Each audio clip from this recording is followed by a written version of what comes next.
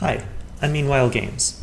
It's been a while since I talked about what I've been up to, and it hasn't really been a lot since there's been a lot of stuff going on, but there's enough interesting mini projects to share now that it's worth a video.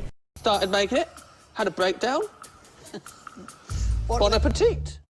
So there I was, joking with some people about Outer Wilds, a fantastic game, by the way, and The Outer Worlds, which is probably good but doesn't really look like my jam, and how everyone always gets their names mixed up because they sound so similar and they came out so close together. And somebody said, yeah, just wait until Outer Worlds is released. And almost immediately, I had an idea for what Outer Worlds might be like and was inspired to try building it. My initial idea was that you would shoot letters from your ship and they would orbit around the sun with real orbital mechanics.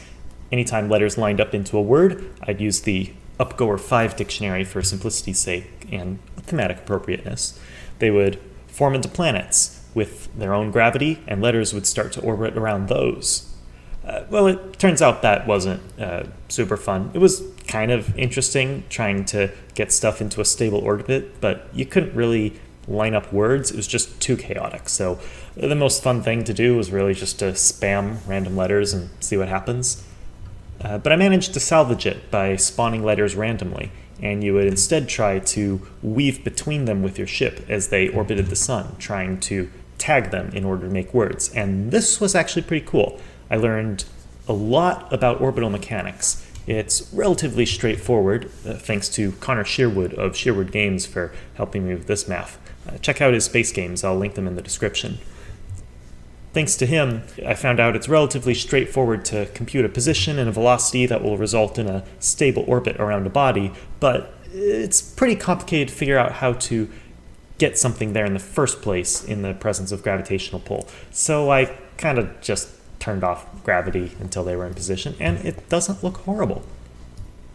It's a pretty rough prototype, but I like it, and I had fun making it. So for something that started out as a bad joke, I think it was a success. You can download it from h.io. I'll link it in the description as well. Was curious about what's all involved in making a Dark Souls style game, which is starting to become a genre of its own. But I didn't get much further than a third-person character controller before getting sidetracked. But it was fun to play with Unity's Mecanum and Cinemachine systems more than I have in the past, and I also learned how to use animations from Mixamo, which will definitely be helpful in the future. Also started playing with Unity's visual effect graph and high-definition render pipeline.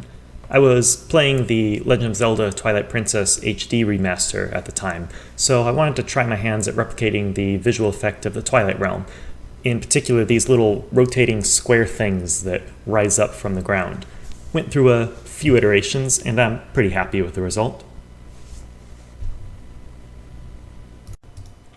I recently became interested in reaction times and how they affect gaming skills because, for various reasons, I was feeling a bit insecure about my own. But as it turns out, reaction time per se is actually pretty consistent for most people. The time it takes for a signal to go from the eyes to the brain to the fingers is about 250 milliseconds all around.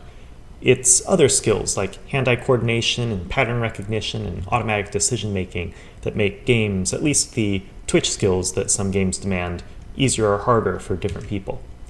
So I was interested in investigating what some of those skills might be and how you could test and measure them.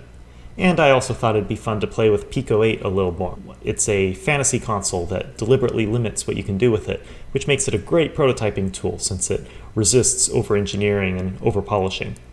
You can play this little experiment on itch.io. That's it for now. Thanks for watching. I'll see you next time.